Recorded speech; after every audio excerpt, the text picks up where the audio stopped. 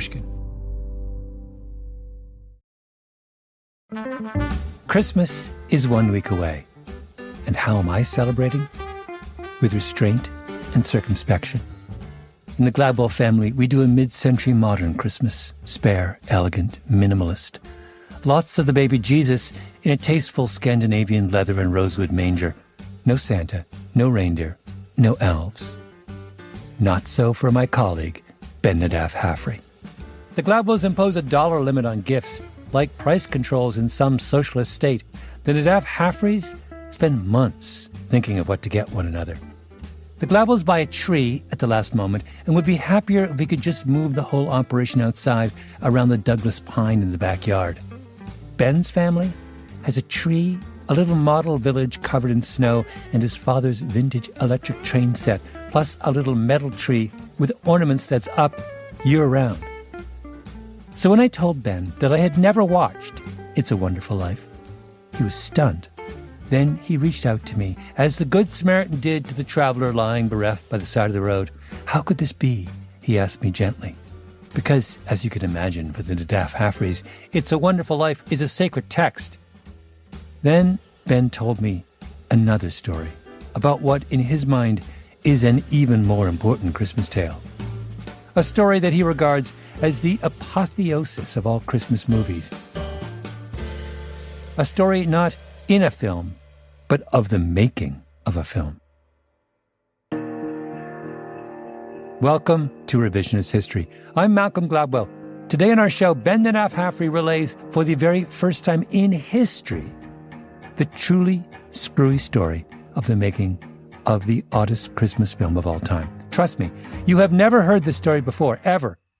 Nor have you ever seen the movie in question, unless you're a member of the extended Nadaf Haffrey clan or were recently incarcerated in a state that limits prisoner streaming access to obscure television movies of the 1990s. But when you listen to what follows, you're going to ask yourself the same question I asked myself when Ben first told me this story.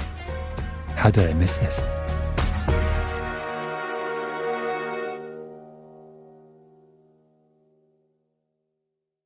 Unlike Malcolm, I am a great lover of Christmas movies.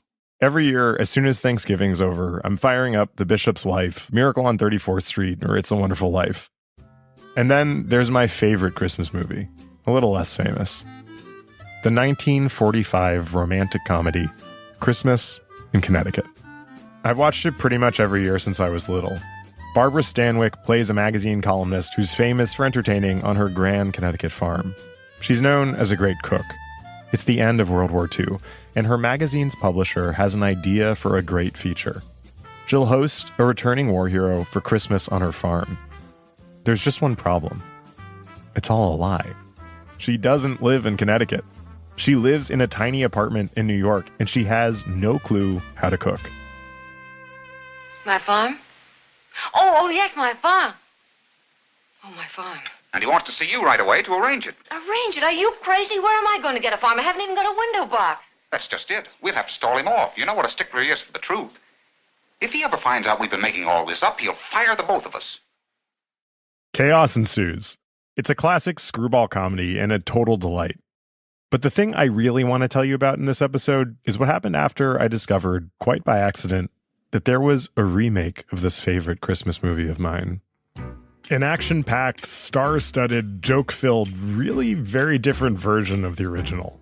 Made for TV and directed by none other than Arnold Schwarzenegger. A kind of shocking twist, if you ask me. I mean, why would the Terminator take on Christmas in Connecticut? So I did what any good Christmas fiend would do.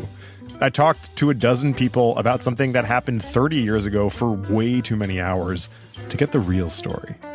And I discovered in the process what I've come to regard as the greatest Christmas tale of all time. I've told the story many times. I've never told it on the record.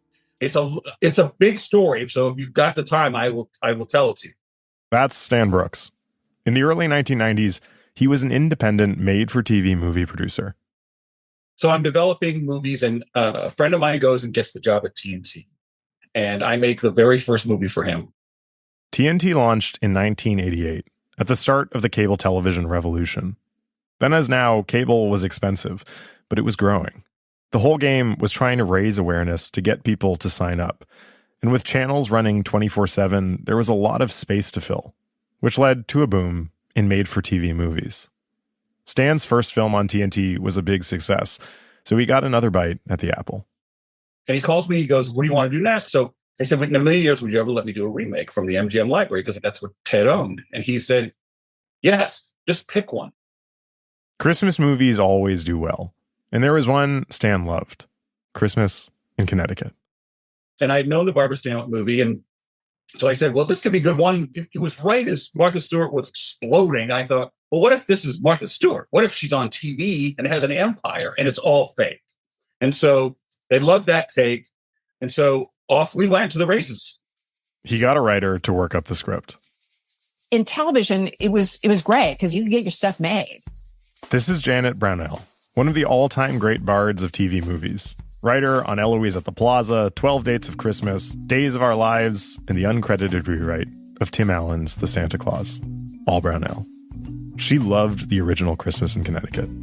I mean, it's a charming, and in fairness to me, the original draft was very close. Janet wrote the draft of the script for Stan's remake. And we turn it in, and they go, this is good. This is good. We need a Christmas movie. So now I have a nice little Christmas programmer and nothing more. It's the middle of 1991. In Hollywood, Janet and Stan's low-budget television movie remake isn't really the sort of thing to get people talking. But they're making progress. He's got the old-school movie star Diane Cannon cast in the lead as the Martha Stewart character, and an offer out to a director. And then one day, his phone rings. His assistant says it's a big Hollywood agent named Lou Pitt. Now understand, I'm in the television movie business. These guys are never calling me. So if they do call me, it's never good. And he gets on the phone and he says, do you have a director for your Christmas in Connecticut movie? And I said, well, almost. Yeah, we may have an offer out. And he said, okay, well, if he doesn't say yes, I want you to consider my client. And I go, okay, I'm waiting to hear the name. And I go, who? And he goes, Arnold Schwarzenegger. And I burst out laughing. Oh, he was totally shocked. Lou Pitt, legendary agent to Arnold Schwarzenegger. Well, that's hilarious, Lou. No, seriously.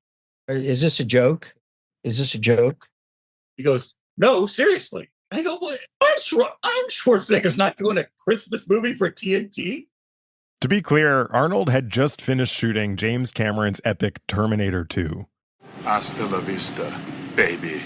Terminator 2 is the one where Arnold Schwarzenegger plays a killer cyborg sent from the future to protect young John Connor from a different killer cyborg also sent from the future to kill him. As you can imagine, such a plot necessitates a lot of elaborate production work. It was movie making on a scale that was practically unheard of, especially in Los Angeles. The production actually changed the course of a river to shoot high-speed chases in the extensive flood control channels of Los Angeles. Anyways, back to Stan and Lou, the agent. I go, Lou, why on earth would Arnold Schwarzenegger? And he says, well, here's why. Arnold Schwarzenegger was 44 years old. He had 2 kids. Nobody is an action hero forever. Maybe it was time to explore some alternatives. And so he was kind of tired after T2, and he said to Lou, I would like to direct a movie. The directing thing was kind of out of the box, out of left field. And they said, well, okay, we'll put together a big feature. And he goes, no. I want low risk. If I do a terrible job, I don't want anyone to be upset. I don't want a big budget. And I want it to be family friendly because I don't want anything to be controversial. Nothing. I just want something very simple. And the only one that fit the bill was Christmas in Connecticut. So I said, okay, I'll call you if this guy passes. And I hang up the phone, and of course my heart's jumping out. I go, what? And I said, yeah, I'm serious. I read it. I think he'd like it. So get me an offer. Stan gets the green light from the executives at TNT. There's some negotiating, and they offer Schwarzenegger $100,000. And then one night, Stan's phone rings. I pick it up, and I hear, Stan Brooks, yes, please hold for Arnold Schwarzenegger. And now, seriously, I can see my heart beating. And he goes, hello. I go, Arnold, are you the guy with this Christmas script? I said, yes. He says, it's fantastic. I'd love to direct it. I go, okay. He goes, but I have to shoot in Los Angeles and I have to do it in these days. And then he goes, and I have some notes on the script. I go, okay. Can you be here in an hour? And I go, no. He goes, can you be here on Wednesday? I go, yes, I can be there on Wednesday. He goes over for a meeting at Arnold's offices in Santa Monica. So now I'm going to this meeting on Wednesday, and you walk in, and there's this giant lobby, and the first thing you see is the exoskeleton, the metal thing with the red eyes from Terminator. So there's no doubt, I mean, the posters are up on the wall, but there's no doubt when you walk in and you see this 7-foot thing, you go, oh, crap. I know where I am. My heart's beating. And I go in, and he's in his office, which is massive. I mean, it's like, size of a football field. And he's on one, you walk in on this end, and he's on the other end. So you got to walk past all the, the props and stuff. And then he's at a big, huge desk with a big, giant chair. And behind him is a bookshelf, but with all of the Mr. Universe awards, not film stuff. It's all his bodybuilding awards. And I remember we were going through the script, and I said, hey, I want to use the restroom. And he pointed to me by putting up his bicep and pointing it like this. And his bicep comes clean. He goes, it's that way. And I go, was that just to show me your bicep? And he goes, I have to show the guns whenever I can. And I was like, okay, so this guy definitely has a sense of humor about himself. They sit down. Arnold has notes on the script. He wanted more humor and a little more jeopardy.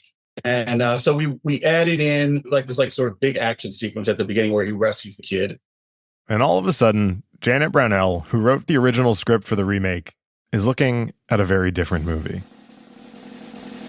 The whole thing took this 180-degree turn at that point. It was just like, what is and Stan just did not want to lose him. And I'm like, okay, I truly don't see this, but if it gets a film green light, I don't give a shit. Arnold wants them to get someone else to come in and punch up the script. He wanted more humor. And as it happened, my best friend in the world had written Commando. Commando, the 1985 action film starring Arnold Schwarzenegger, which the critic from the LA Times referred to as a, quote, gory crowd pleaser and a glorified fireworks display. And Arnold loved them and said, do you think you could get him to do a comedy pass? Jeff Loeb, the friend who wrote Commando, gets hired to do the rewrite with his writing partner. We walk in, he's sitting on a white couch that is literally the length of the biggest limousine you've ever seen in your life. And he has his feet up on this white porcelain marble table. He's got a big cigar in his mouth and scripts all around him. And he doesn't say hello. He doesn't introduce himself. He doesn't do anything. The first thing out of his mouth is, so what have you guys been doing since Commando? Clearly not going to the gym. I just have to say, everyone in this episode is going to do their own Schwarzenegger impression, which is good because even though we couldn't land an interview with him, I feel like he's here with us in spirit. Anyway, they settle in and start rewriting the film Commando style. So that's where things kind of went off the rails for me personally, because it's like, okay, this is becoming a completely different thing. It just Schwarzeneggerized into this thing that was bigger than life. I mean, she just did an amazing job. We didn't make any real big structural changes. That's all hers. But a dialogue pass and go through it and try to find more of Arnold's vision. They start burning through the script. A big job for any director is giving notes on the rewrites. Schwarzenegger was calling in help from his director friends, including legendary comedy director Ivan Reitman, the guy who did Ghostbusters. Everyone was working to realize Arnold's vision. Now you have to understand that on Commando, he would do this all the time. He would go, I have a great idea. Listen, this is what I want to do. When the guy comes at me, I want to throw a buzzsaw at him and it chops off his arm. And then I'm going to pick up his arm and punch him in his face with his own arm. And we would go, well, we like the buzzsaw part. Can we just do the buzzsaw part? So, like, our job is not to go, maybe that's not going to work. Our job is to make it work. And it doesn't help that the next day he would say, okay, we're doing really well. We're really getting there. It's really coming to where I want it to be. So I gave it to Stephen. And Stephen talked to me last night. And he says, I have to really be careful about it. And this is what I want you to do. And again, I'm like, is Stephen the guy at the gym? Is Stephen, who is Stephen? And then suddenly as you go, you know, as he starts to sort of talk more, you go, he's talking about Steven Spielberg. This was beginning to look like a train nobody would step in front of. Back at TNT, the executives had a dim sense of what was going on. It's not how it's done now. Laurie Poseman-Tier, one of the TNT executives. Whether you're famous or not as a director, that doesn't happen, to let somebody go and change things as much as we're changed. Meanwhile, they've cast the rest of the film. Joining Diane Cannon would be Hollywood screwball legend Tony Curtis, probably best known for playing opposite Marilyn Monroe in Some Like It Hot. Along with him would be ex-country music star Chris Christopherson. Here's TNT's senior vice president of production at the time, Nick Lombardo. Even when they cast it, I thought, well, that is the weirdest cast I've ever heard of. I mean, the idea that these people fit together made no sense at all. I mean, Diane Cannon and Chris Christopherson in the same frame. It makes A Star Is Born when he's holding Barbra Streisand look organic. So armed with one of the all-time weirdest, most stacked casts in the history of film, a comparatively small budget of $3 million, a slot on an upstart cable network, and a script based on a 1940s screwball comedy that's been punched up by two of the writers behind a big 80s blockbuster. An Austrian former bodybuilder, fresh off his repeat performance as a time-traveling cyborg, prepared to direct his first Christmas film. You don't, as a TV movie producer, ever get near anything this hot, ever. You just don't. I mean, we're all a little nervous about the whole thing, you know, because it's like you're playing with matches and, you know, oh, yeah, let Arnold direct this. You know, it's like, for us, $3 million was a lot of money. I don't know. I don't know. Whatever. It was like, oh my God. He wanted to prove that he could be a director. And everyone was about to find out whether or not he could.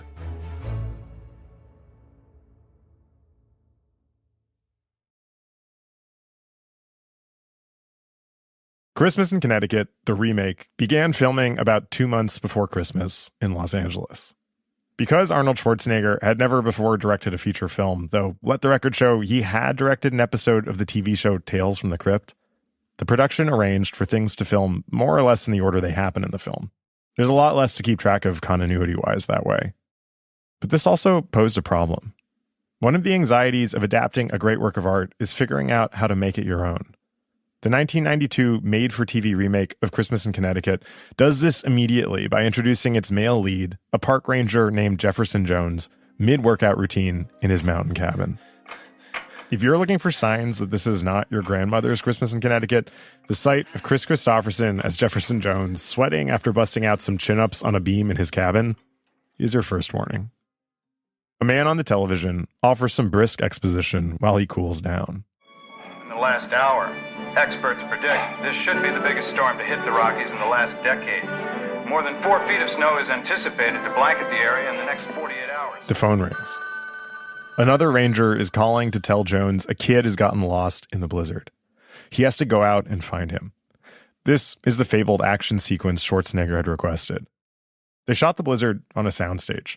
It's the moment Jefferson Jones becomes a hero, which is why he gets invited to be a guest of Elizabeth Blaine's for her Christmas special in Connecticut. It's got to look epic. It's got to have that Arnold Schwarzenegger feeling. Unfortunately, Terminator, this is not. Here's Jim Wilberger, director of production.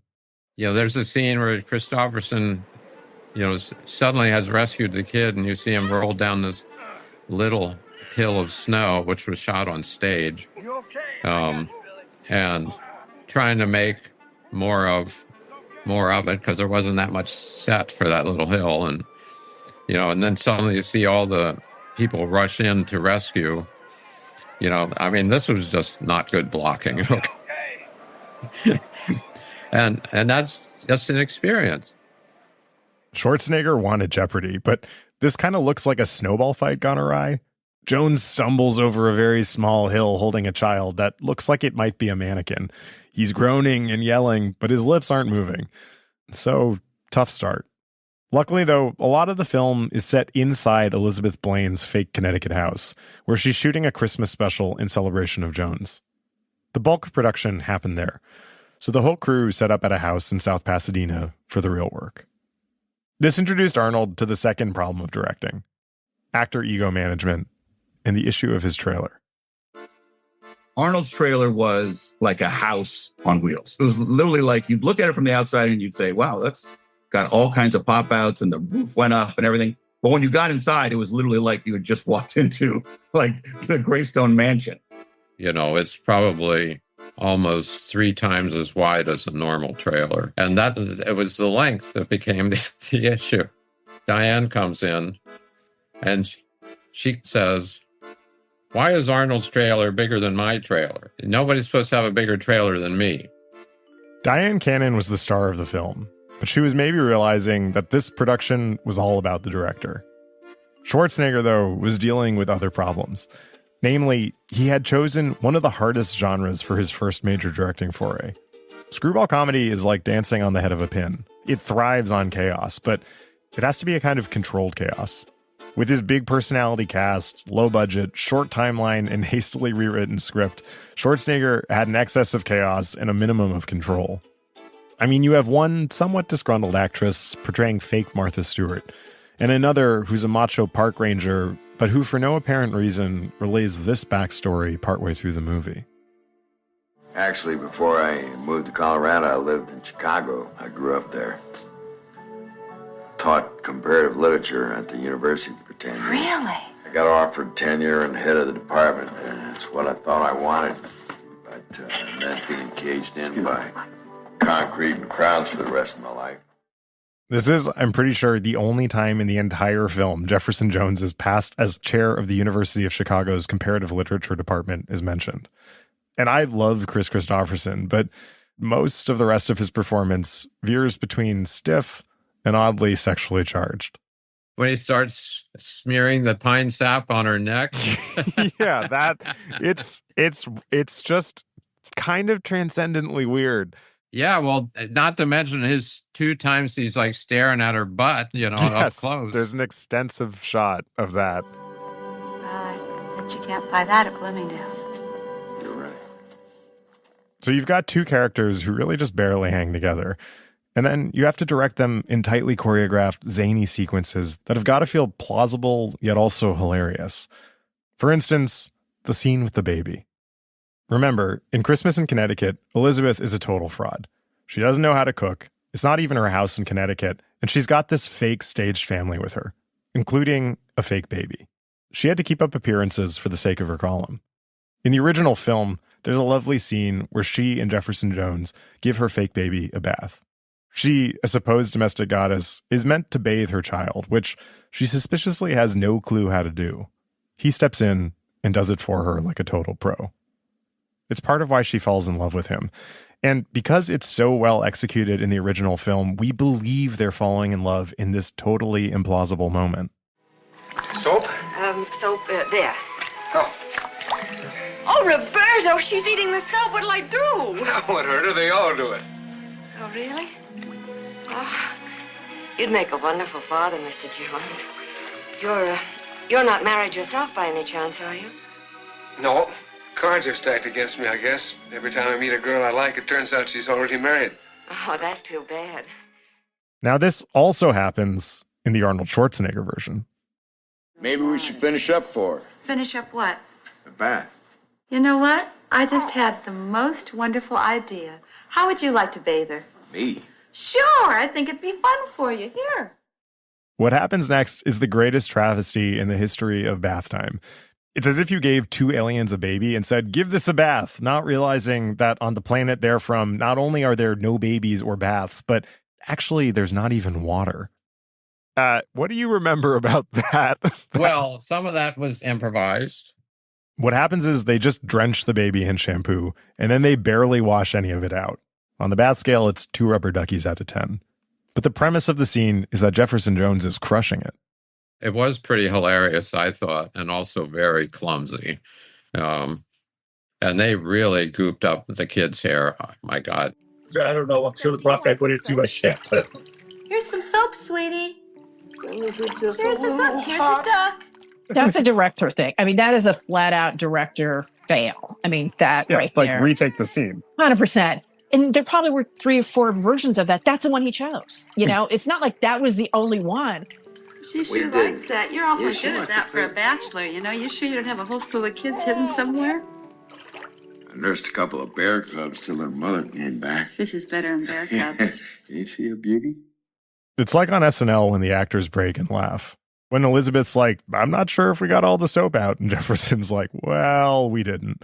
That's the true reaction. And it must be improvised. But then they go back to the scripted version where Jones is doing a great job.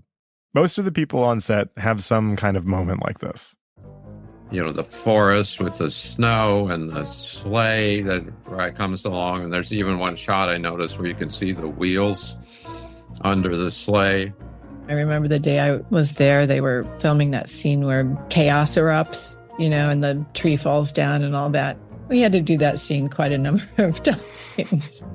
It was as chaotic as the scene is, but behind the scenes, it was even more so. It's a little like opening a bologna factory for culture. You know, it's sort of like, what's going on in there? Nothing good. Nothing good. Don't ask anything. So it was kind of hectic on set. And yet, I think you can hear in people's voices how much they love telling this story. Pretty much across the board, this was a happy memory for the people I spoke to. Not least of all because they never lost sight of just how improbable it all was. And then in the middle of all this is Arnold running around going, you know, move the camera over here. I do this over here. Let's go do this. No, I think it could be 10 times funnier. Come on. So there's Arnold's voice, you know, just bellowing out. And that was the other thing that I really remember was that while this is happening, while we're making this little tiny movie, he is in theaters with Terminator 2.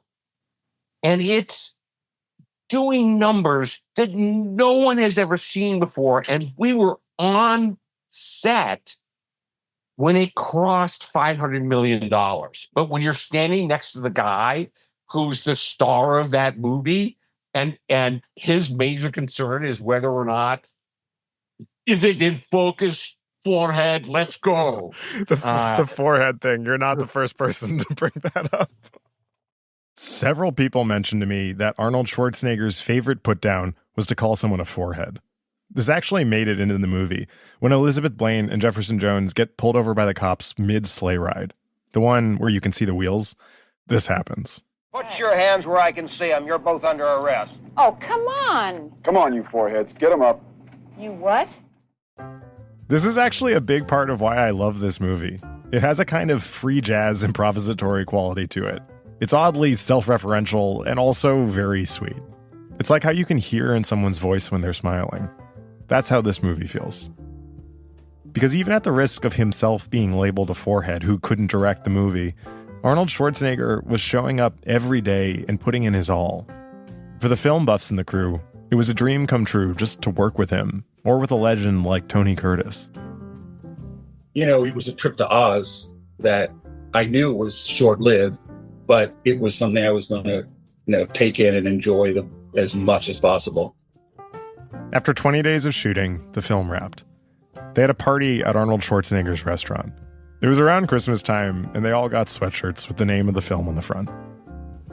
And on the back was a picture of Arnold with a Santa hat on, wearing sunglasses, and saying something about, I can't remember the full thing, but he used the word, you forehead. Later, Jim was kind enough to send me a photo of the sweatshirt. It said, on the back, more snow, you forehead. There's my Schwarzenegger impression. With the film in the can, post-production and premieres loomed. That's after the break.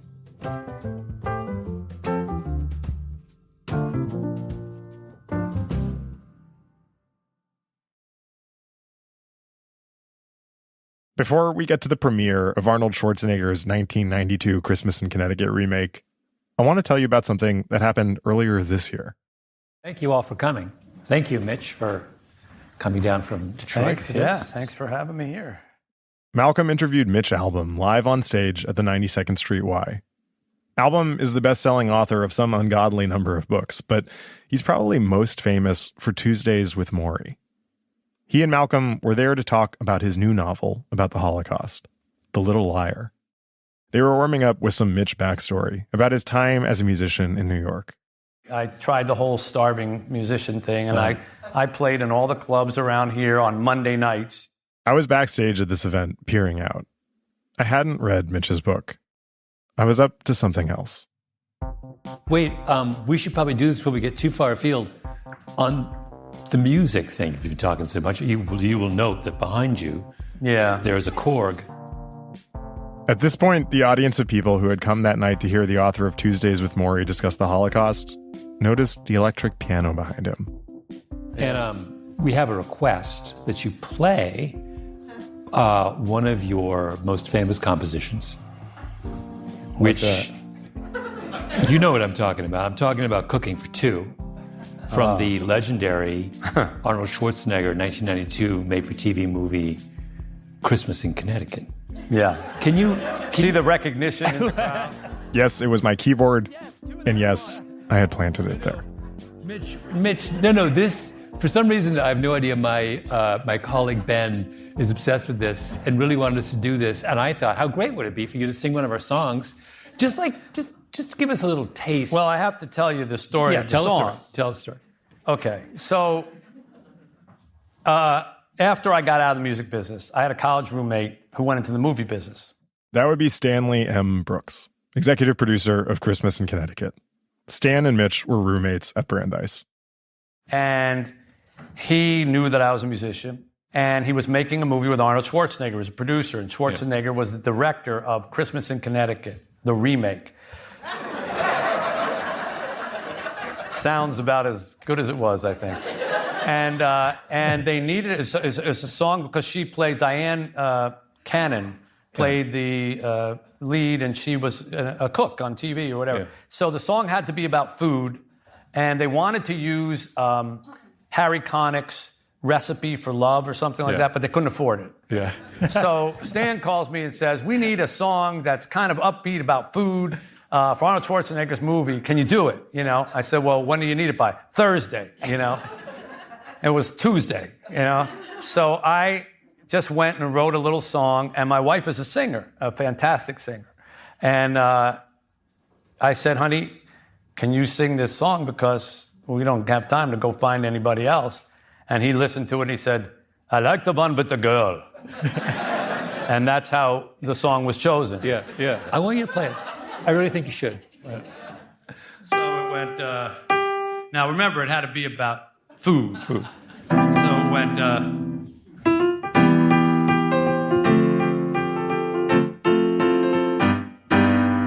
let's go to the kitchen, I got something fixing, appetizing and new. Here's a clue, we're cooking for two.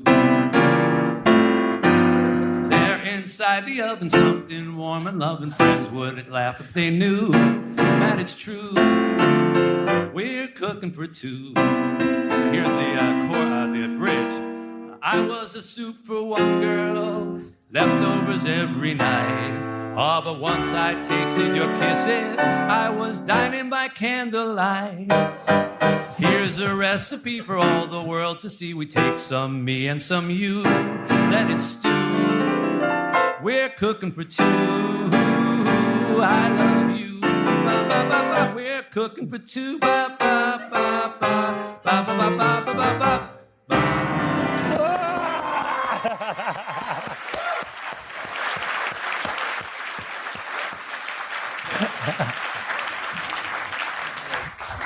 That definitely ranks amongst one of the most embarrassing things I've ever. They planned to play it over the credits. With the Mitch album closing track in hand, Christmas in Connecticut was almost ready to debut. Most made-for-TV movies you just put out on television, but not this one. First of all, TV movies don't have screenings. If we have a screening, it's like 10 people and, you rent a screening room somewhere. Like, this was the big theater at the DGA, which holds, 1,000 people, massive screen. And there's a huge red carpet and a press line.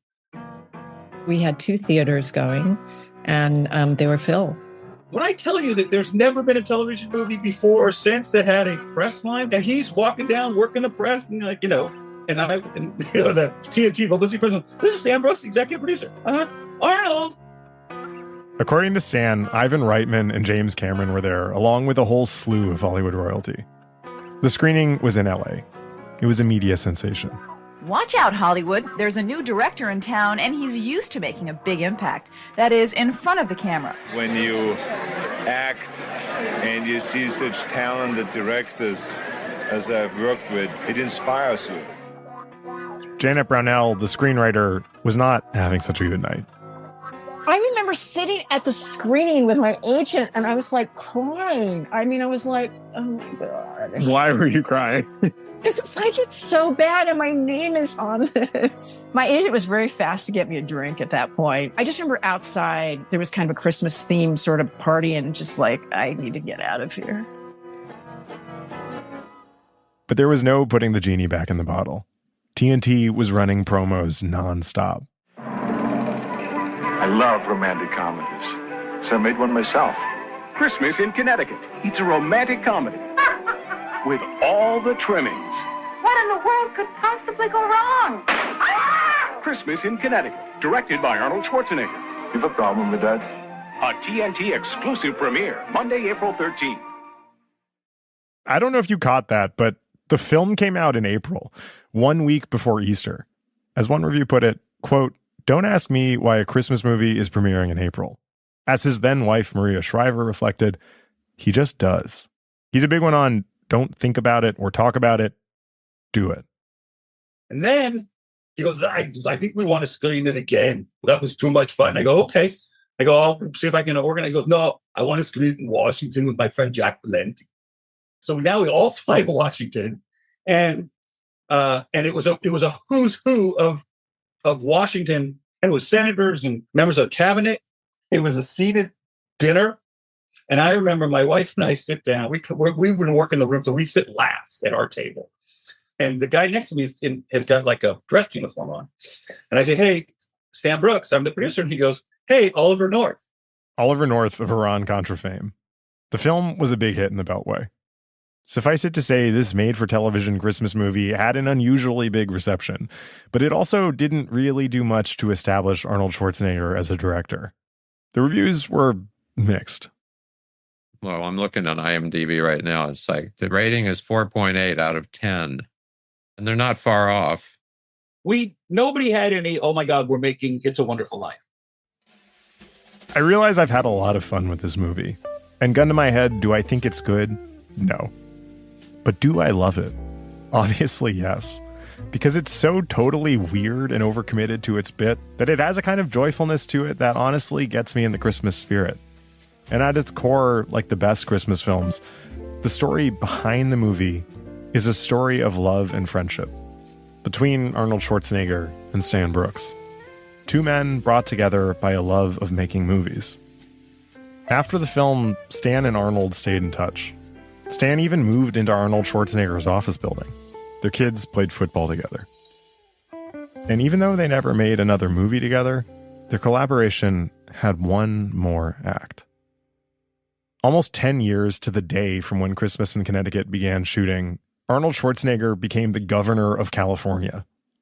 At the time, there was a lot of hand-wringing over an issue called runaway production. Lots of states had started offering tax breaks to lure films into shooting somewhere other than California. It had become a real problem for Hollywood as an industry town. And this was one of the crises Schwarzenegger would have to face in his new role as governor. Now, the way people talked about his becoming governor was the same way they talked about his becoming a director. So it only makes sense that he wanted Stan Brooks in his administration. So when he became governor, he was in about a year, and he called me and he said, how would you like to be on the film commission? And I said, well, that's a dumb idea. He goes, why? I said, well, because I don't shoot movies in California. I said, I'm like the worst person you could put on the film commission because I take my movies out of state. And he goes, no, that's why we want you, because we want to try and pass the tax credit. Stan joined the California Film Commission, and over the next few years, he was a key part of the lobbying efforts to pass the tax credits that would make it easier to film in California. It was a hard fight. And so I ended up making a short documentary film where we interviewed some of the families that left on why. And that ended up being more powerful than any speech we could make in their office. The first tax credits passed in 2009. They've been renewed ever since. So back to our original question. Why did Arnold Schwarzenegger direct this bizarre one-off Christmas film? I found my answer in a story Stan told me. He said to me one night, we finished around 7 or 8, and he goes, what are you doing? And I said, I'm going home. He goes, Maria's making dinner. You want to come to the house? So, oh, yeah. So we both jump in our cars and we drive to Pacific Palisades. And at that dinner, I remember Arnold turned to me and he says, you're very talented. I don't understand why you don't do big features. And I said, to be honest, I didn't get in the business to make big, famous movies. I got in the business to make movies. And I get to make 2 or 3 a year. If I'm in the feature business, I'm lucky if I make one every other year, every 3 years. I go, I'm happy with my life. He goes, well, that's fantastic. This story really hit home for me, because I get what that's like to just love making something. Even a kind of improbably dense story about the making of the remake of a Christmas movie. It's like Stan said, if you love making movies, or anything, it's just a gift to get to make more, even if they're maybe not the best. Especially if it's clear how much fun you had making whatever it is you're making. So, to close, let me just share one quote from the very last page of Charles Dickens's A Christmas Carol. A passage about Scrooge after he's seen the light. Quote, some people laughed to see the alteration in him, but he let them laugh, and little heeded them. For he was wise enough to know that nothing ever happened on this globe for good at which some people did not have their fill of laughter in the outset. His own heart laughed, and that was quite enough for him. Maybe Stan and Arnold didn't make It's a Wonderful Life, but it seems to me like their own hearts were laughing. So from all of us here at Revisionist History, happy holidays, you foreheads. See you in the new year.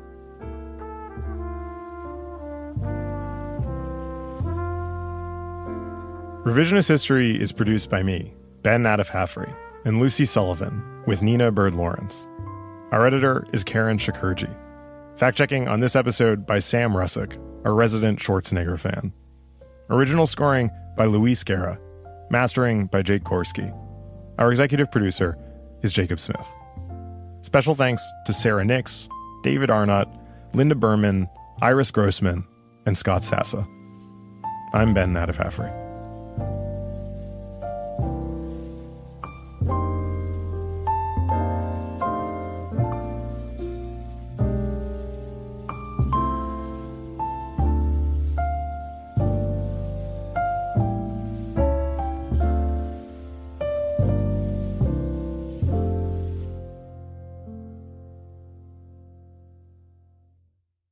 Three, 2, 1. We wish you a Merry Christmas. We wish you a Merry Christmas. We wish you a Merry Christmas. Happy New Year. Dreadful. That was the worst. I couldn't What's do the it. matter Makes with you this guys? really hard.